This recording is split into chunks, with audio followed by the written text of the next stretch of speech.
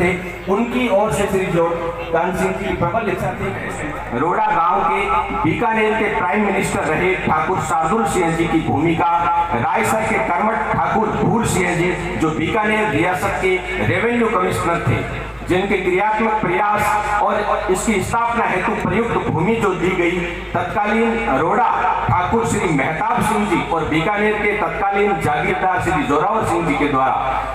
किसे पता था कि एक निर्जन बड़ा भूभाग जो गांव चरकड़ा, रोड़ा, बीकासर, माड़िया और सोमलसर के बीच अवस्थित था, जिसमें गोरखदान सिंह मंडलाव जैसे लोग रहते थे, जिनका आतंक था, वहां एक अत्यधिक विकसित और अनुपम सुंदर कस्बा अवतरित हो जाएगा। सन 1891 में जब ये जोधपुर बीकानेर का स्वरूप बिल्कुल भिन्न हो गया है। इससे पूर्व स्टेट के 1924-25 के बजट में पानी के लिए दुतीना कुआं खुदवाने के लिए 20,000 रुपए स्वीकृत कर दिए। जोरदान सिंह जी के जागीर के गांव बीकासर के कांकड़ की थी तथा इन्होंने भी अपनी 327 बीघा जमीन मंडी हेतु सुपुर्द कर दी और बदले में उतनी ही जमीन सोमलसर की कांकड़ में प्राप्त। कच्ची झोंपड़ी नुमा दुकानें गांव सारुंडा के झवरों की तथा गांव भग्गू, जिसको अपन अभी श्री बालाजी बोलते हैं, उनके टापड़ियों की दुकानें थी। बाद में मंडी की दुकानों का आधुनिक स्वरूप वाला नक्शा बना और दुकानों के लिए इश्तिहार बांटे गए। बहुत सारे प्रार्थना पत्र प्राप्त हुए। निर्णय लिया गया कि वास्तव में दुकानदारी का काम बनिए और ब्राह्मण करते हैं। जोरदान सिंह जी के जागीर के गांव बीकासर के कांकड़ की थी तथा इन्होंने भी अपनी 327 बीघा जमीन मंडी हेतु सुपुर्द कर दी और बदले में उतनी ही जमीन सोमलसर की कांकड़ में प्राप्त। महान व्यक्तित्व, ऐसे महान महाराणा का आज मूर्ति अनावरण का कार्यक्रम आयोजित किया जा रहा है, जो हम सब के लिए अत्यंत गौरव और बड़े मंचस्थ के प्रति यह मनोभावना प्रतीत होती है। बंधुओं, आप जानते हैं कि जो जिस कार्य क्षेत्र को करने वाला व्यक्ति होता है, जो विकास के लिए अपने को समर्पित रहता है, पूरा आभार व्यक्त करता हूँ कि उन्होंने जिस कार्य के लिए आप सभी लोगों को उपस्थित होने का अवसर प्रदान किया है, ये हमारे लिए बहुत ही गौरव की बात है कि ऐसे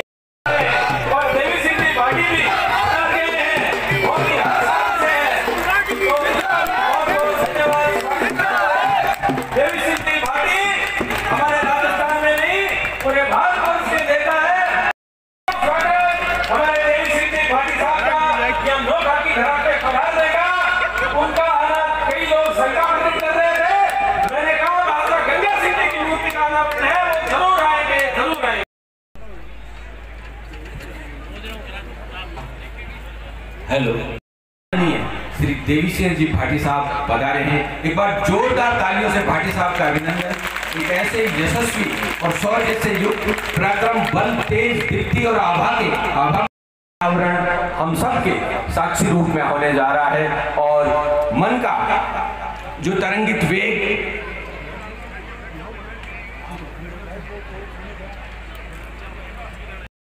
मंच पर ससम्मान विराजित होने के लिए सम्माननीय अक्षय सिंह जी सिंधुगुरु और सम्माननीय भूपसा भूपेंद्र सिंह जी साहब विदावत कक्कू से निवेदन करना चाहूँगा कि आप भी मंच पर आकर के विराजित हों। सम्माननीय अक्षय सिंह जी और भूपसा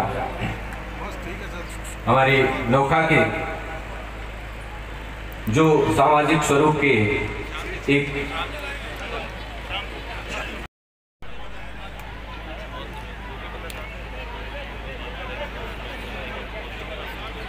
आज के मेरा पुनः एक बार माननीय अक्षय सिंह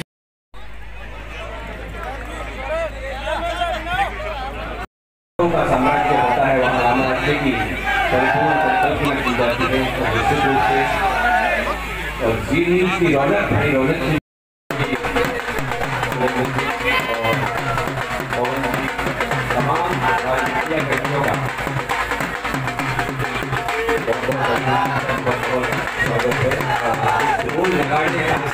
और ये आसमान की बुलंदियों को छूती की रणभेदी की आवाज सभी लोग महाराजा गंगा सिंह के अमृत पे किनारे गंगा सिंह जी और सुब्रत जी भारत दोनों महामानवों की जो दैदीप्यमान आभा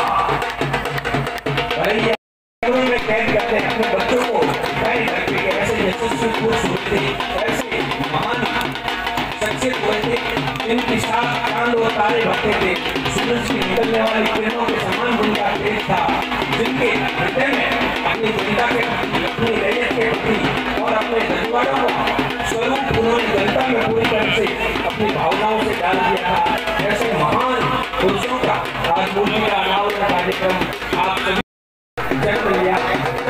ऐसे महान स्वरूप की मूर्ति का अनावरण हमने की साक्षी रूप में हुआ। दोनों मूर्तियों का अनावरण पूरी श्रद्धा भाव के साथ, पूरे सम्मान के साथ, पूरे आदर के उस साफा पहनाकर सतरंगी बाग से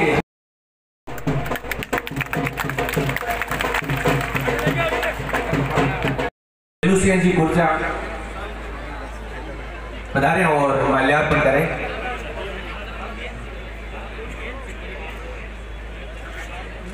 सम्माननीय गैन सिंह जी अणकी सबसे पधारे, मेरा निवेदन माल्यार्पण के लिए मंच पर पधारे। सम्माननीय राम जी पूर्व सरपंच जागरू बजरंग सिंह नाटू सर, जो आपके फोन करने से आपके घर आकर सारे कागज प्रमाण पत्र आपके घर पहुंचाने का काम भी शुरू कर चुकी है। बंधुओं, मैं नगर पालिका अध्यक्ष श्रीमान नारायण जी झंवर साहब को पूरे मान और सम्मान के साथ सभी पार्षद महोदय की ओर से भी आपका हार्दिक स्वागत करता हूं, आभार व्यक्त करता हूं। नोखा हर बार जब कार्यकाल नगर पालिका का बनता था एक बात उठती थी और उस सपने को आपने आज साकार किया है। मैं पूरी नोखा की ओर से भी आपका आभार व्यक्त करता हूं, आपको धन्यवाद देता हूं। हमारे आगंतुक जो दूर दराज से पधारे हुए हैं, इस गर्मी में अपना काम छोड़कर आज आप साक्षी बने इस कार्य के लिए, पुनः आपका बहुत बहुत धन्यवाद, बहुत बहुत साधुवाद। आपका स्नेह, आशीर्वाद और वरद हस्त हमेशा हमें मिलता रहेगा। इसी शुभ भाव के साथ जय हिंद, जय भारत। नौकारे इतिहास में स्वर्ण अक्षर लिखी जो आदरो दिन तो आप बात मैं कन्यालाल जी झंवर साहब, नारायण जी झंवर साहब और नगर पालिका सब पार्षद गणा ने धन्यवाद ज्ञापित करूँ हमारी तरफों, आप सब लोगों की तरफों।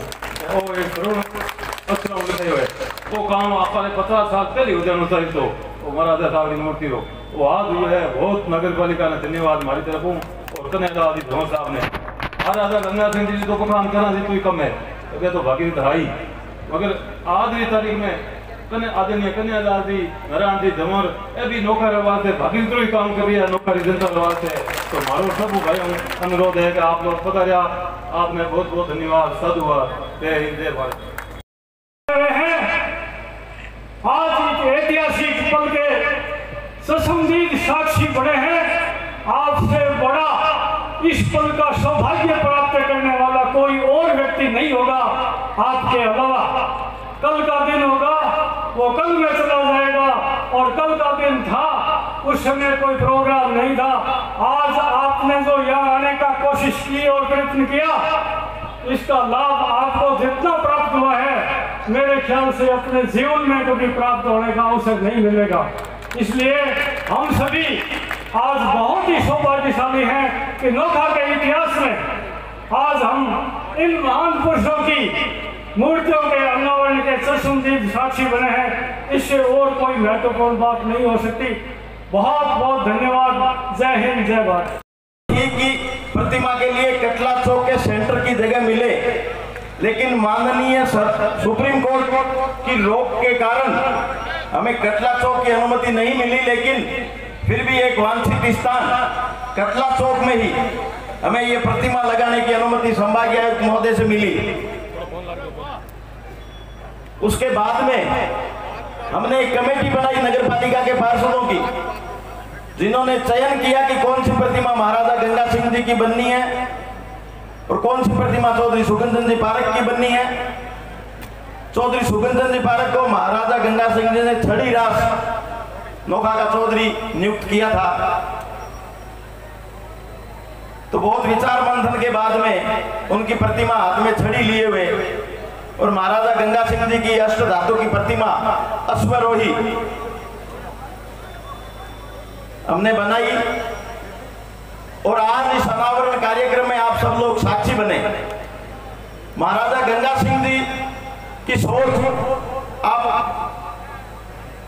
हम सब कहते हैं कलयुग के भागीरथी, कलयुग के भागीरथी वो थे, लेकिन आप देखें पीबीएम हॉस्पिटल आप हम सबका जाने का काम पड़ता है, उस समय उन्होंने कितनी जगह छोड़ करके जो हॉस्पिटल बनाई थी, आज पूरे संभाग में उसके अंदर कितनी हॉस्पिटलें और बन गई। हल्दीराम हार्ट सेंटर बन गया, बच्चों की हॉस्पिटल बन गई, ENT हॉस्पिटल बन गई, TB की बन गई, कैंसर की बन गई, फिर भी उसमें इतनी जगह और खाली पड़ी है। उस सोच के साथ उन्होंने उस दिन उतनी जगह उस परिसर में छोड़ी थी कि आगामी जब जनसंख्या बढ़ेगी तो निरंतर आवश्यकताएं बढ़ती रहेगी। उसी तरह उन्होंने जब नोखा बसाया था, आप देखें रेलवे लाइन से सीधी OBC बैंक आती थी, कितनी चौड़ी रोड है उन्होंने नोखा के लिए छोड़ी। घंटाघर वाली रोड जो 80 फुट की रोड है, कोई सोच नहीं सकता था उस समय, जिस समय नोखा बसा था। ये सोचते थे कि 4 घोड़े एक साथ निकल जाए, 2 घोड़ा गाड़ी निकल जाए तो वो रोड बहुत चौड़ी होती है। इसी तरह धनराज देवकिशन हार्डवेयर की दुकान से सीधी रेलवे लाइन आती थी। गट्टानी स्कूल के आगे की रोड, तेजा धर्मशाला के आगे की रोड 100 फुट, 80 फुट, 60 फुट की रोडें छोड़ी उन्होंने। जो मार्केट काटा था उसमें दुकानों के पीछे नौरे दिए थे ताकि जो किसान या मंडी में अनाज और लेकर आए तो उनको रात बासे के लिए, रुकने के लिए जगह सारी व्यवस्थित। और इस सारी महाराजा गंगा सिंह जी की जो दूरगामी सोच, जब उन्होंने नोखा बसाने की सोची तो नोखा ठाकर साहब तत्कालीन, और ये जो नोखा बसा हुआ है वो रोड़ा की जमीन पर बसा हुआ है। रोड़ा ठाकर साहब यहाँ विराज रहे हैं। मैं आभार व्यक्त करता हूं कि अगर वो जमीन ही नहीं देते तो हमारा नोखा बसता ही कैसे। आप सब लोग हमारे छोटे से निवेदन पर दूर दराज से पधारे, मैं आप सबका हृदय के अंतरतल गहराइयों से धन्यवाद देता हूं और आप सबसे निवेदन करता हूं इस कार्यक्रम के बाद में करनी छात्रावास में जो नगरपालिका द्वारा भवन बनाया गया है उसका लोकार्पण कार्यक्रम भी है और वहां पर भोजन प्रसादी का भी कार्यक्रम रखा हुआ है, तो आप सब लोग वहां से भोजन करके पधारें। धन्यवाद। जय हिंद, जय भारत। अनावरण के मौके पर मंच पर विराजमान माननीय देवी सिंह जी पाटिल साहब, मंच पर विराजमान मेरे सभी बुजुर्गजन, मेरे सामने विराजे हुए नौका तहसील के और नौका शहर के नागरिकों, मैं तो ज़्यादा भाषण नहीं देना चाहूँगा, भाषण तो आप सब ने सुन लिया। मैं 4 बार नगर पालिका का अध्यक्ष रह गया, मैं इस काम को नहीं कर सका, परंतु मेरे कहने पर नगर पालिका के मौजूदा चेयरमैन भाई श्री मेरा लड़का नारायण झमर और मौजूदा बोर्ड ने जो ऐतिहासिक काम किया है उसके लिए मैं नगर पालिका बोर्ड का आभार व्यक्त करता हूं। और आज जो आप लोग यहाँ पधारे हैं इसके लिए मैं आपका हृदय से आभार प्रकट करता हूं। देवी सिंह जी पाटिल साहब ने तो हमारे इस शुभ काम में आज का समय दिया, मैं इनका हृदय से आभार प्रकट करता हूं। जय हिंद, जय भारत। संतों के चरणों में नमन और मंच पर विराजे मेरे साथी कन्हैयालाल जी जौहर साहब, नगर पालिका के चेयरमैन श्री नारायण जी जौहर और सभी मंचस्थ को मेरी तरफ से बारंबार प्रणाम। सबसे पहले तो मैं माफी चाहूंगा, 1 बजे का समय था, आधा घंटा लेट हो गया। मेरी हमेशा ये कोशिश रहती है कि समय पर पहुंचे, क्योंकि हमारे भारत में नेताओं की पैठ बिगड़ी हुई है, टाइम से 2 घंटे लेट आते हैं जब उनका महत्व बढ़ता है। बता भी दूं कि किस कारण से मुझे अचानक रात को हमारे पार्टी संगठन से मैसेज आया कि सुबह जोधपुर पहुंच रहे प्रधानमंत्री जी और उनके एयरपोर्ट पर, हवाई अड्डे पर स्वागत के लिए आपको पहुंचना है। तो वो तो खैर अब मोटी हवाई जहाज ले रहा था, ये मोटो बहुत भारी प्रधानमंत्री। और मैं भी मान ली हवाई जहाज टेकी जी को बराबर जार होती है बड़े और बहुत अपनाए छू यशस्वी बहुत ऐसी महान विभूति दुनिया की नरेंद्र मोदी जी ने मैंने अपना परिचय दिया कि मैं देवी सिंह भाटी पूर्व सिंचाई मंत्री। उन्होंने मेरे दोनों हाथ पकड़ लिए और हंसते रहे कि कहां भटक रहे थे, मैं आपको टोकने वाला था, आप आ गए, बहुत अच्छा किया। मैं कहा मैं दूसरी जगह जावाने वाला कौन है, हाँ मैं घर छोड़ बा कोनी भाई कहावत कहनी हंसा सरवर न तजिए जे जल कड़वो होए छिलर छिलर भटकते तने भलो न कैसे कोई। इसलिए वहां से फिर वापस हम समय पर पहुंचने के लिए यहाँ आए। आज बहुत बड़ा अवसर है कि हमारे राष्ट्र की और एक अंतर्राष्ट्रीय हस्ती महाराजा गंगा सिंह जी जो आधुनिक बीकानेर के निर्माता थे और असंभव से असंभव करके वो योजनाएं लाए, संघर्ष किया और वो ऐसा सिलेक्शन करते थे, चाहे उनके कोई भी स्टाफ में आया, चाहे बाबू आया दक्षिण भारत से लेके आए तो वो चीफ सेक्रेटरी बन गए बाद में। उनको व्यक्ति की पहचान होती थी और इसीलिए उन्होंने सम्मान किया महान विभूति सुगंध चंद जी पारिक को एक छड़ी देकर क्या यहाँ का कार्य आप संभालो, आपके नेतृत्व में ये नोखा मंडी बसेगी।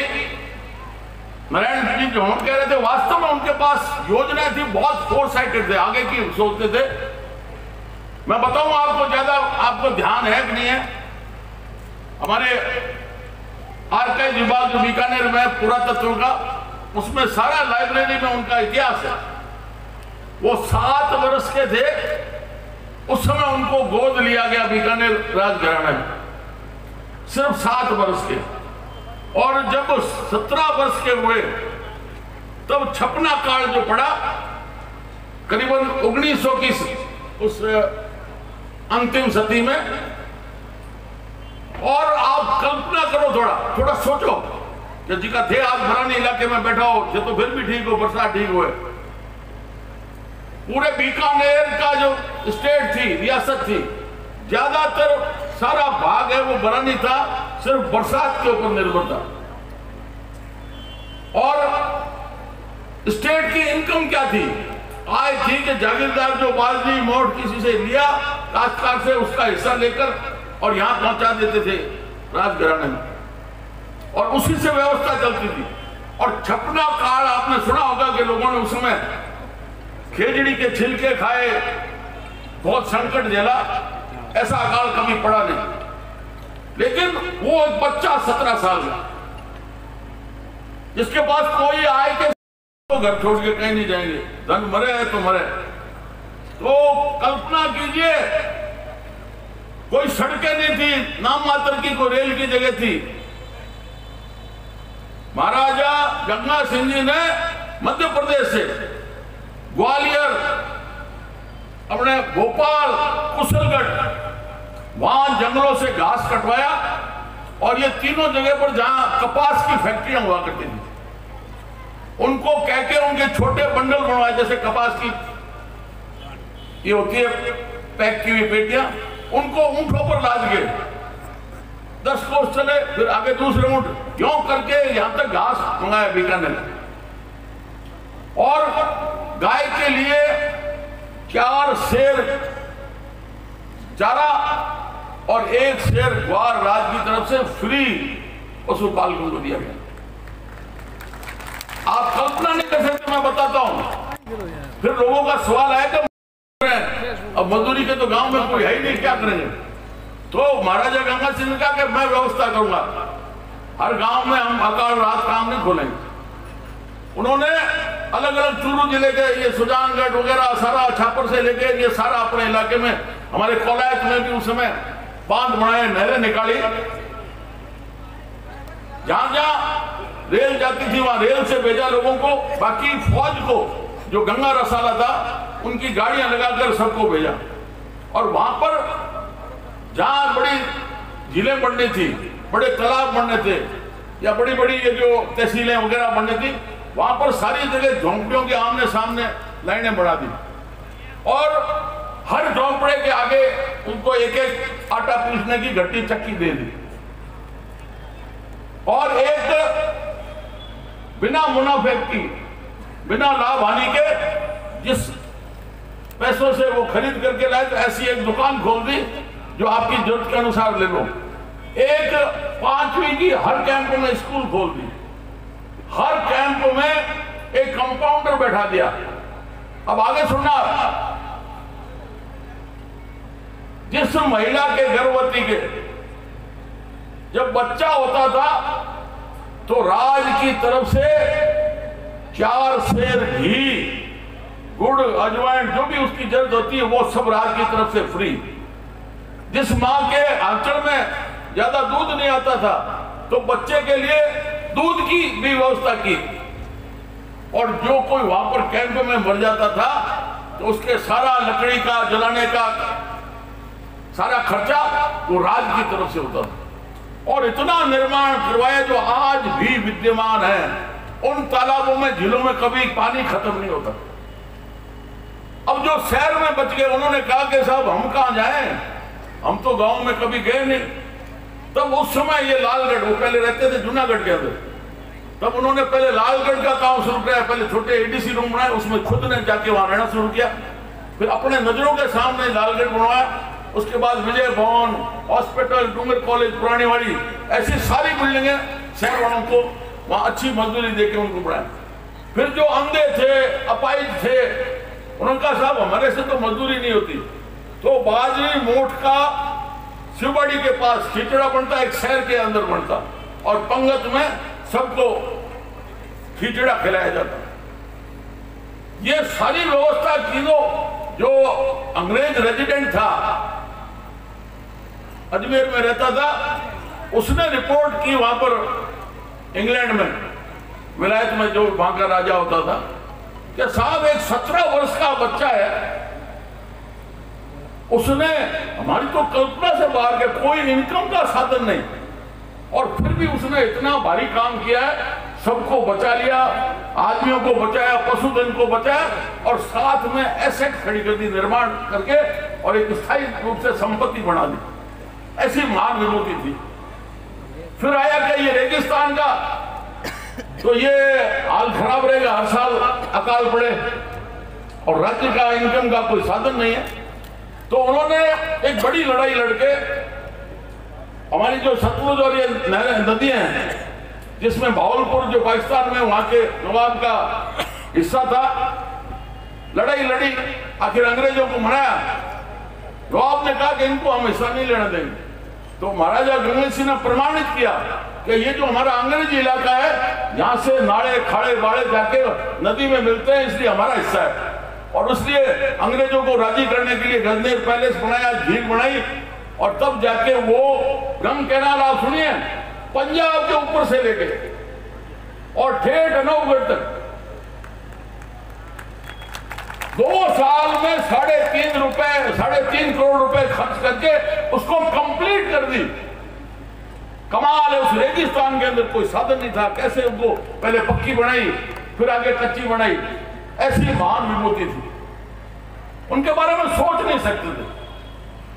रुतबा भी था, और जो आखिर में द्वितीय विश्व युद्ध हुआ, उसके अंदर जो शांति वार्ता, समझौता वार्ता हुई, गोलमेज कॉन्फ्रेंस, उसमें भी हिंदुस्तान की तरफ से प्रतिनिधि गांधी जी और एक महाराजा गंगा सिंह जी थे। इतना बड़ा महत्व था उनका।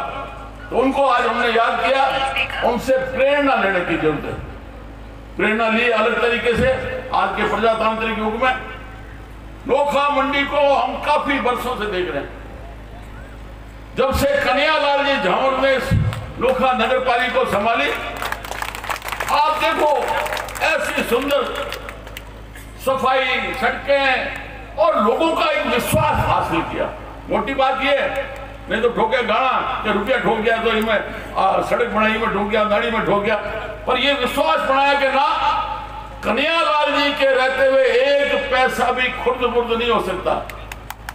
और मेरा मानना है कि आज पूरे राजस्थान में नोखा मंडी की नगर पालिका एक आदर्श नगर पालिका है, जो आपके पूरे राजस्थान के लोगों को देखना चाहिए कि व्यवस्था नाम कैसे होती है। इसलिए बहुत सुंदर आयोजन किया और मैं तो अपेक्षा करता हूं, ये कह रहे हैं कि पहले सोचा था कद 17 वर्ष पहले, अरे बापूड़ा करो भी तो थे ही जो थारी हिम्मत से कर रही हो आखिर कि भी मूर्ति लागनी चाहिए। तो बहुत आनंद आया सबको और बहुत भारी संख्या में लोग पधारे, आप सब लोग पधारे और कन्हैयालाल जी जौहर, नारायण जी जौहर का हौसला बढ़ाया, तो ये दिन दूनी रात चौगनी और आगे आपको ले जाएंगे ऐसी मैं उम्मीद करता हूँ। बहुत बहुत आभार, धन्यवाद।